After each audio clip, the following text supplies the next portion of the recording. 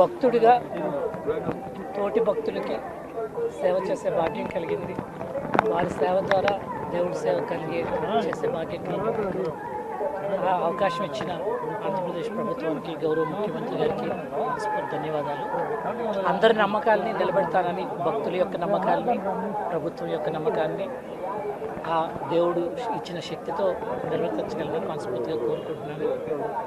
అందరికీ కలుపుకుంటూ చాలామంది నా ముందు చేసిన వాళ్ళు ఉన్నారు, చాలా అనుభవం పొంది ఉన్నారు. వాళ్ళందరి సలహాలు సూచనలు తీసుకుంటూ ఇక్కడ చాలామంది ఎన్నో సంవత్సరాల నుంచి ఉన్న వాళ్ళు ఉన్నారు, ఎన్నో సంవత్సరాల నుంచి పనిచేస్తున్న వాళ్ళు ఉన్నారు. అందరి సలహాలు సూచనలు తీసుకొని ఒక టీంలా, ఒక బోర్డు యొక్క సలహాలు సూచనలు చైర్మన్ గారితో, బోర్డు మెంబర్స్ తోటి, అందరితో సమన్వయంతో చక్కగా భక్తులు యొక్క మంచి మాత్రమే ప్రధానంగా పెట్టుకుంటూ చేయగలనని ఆశపడుతున్నాను.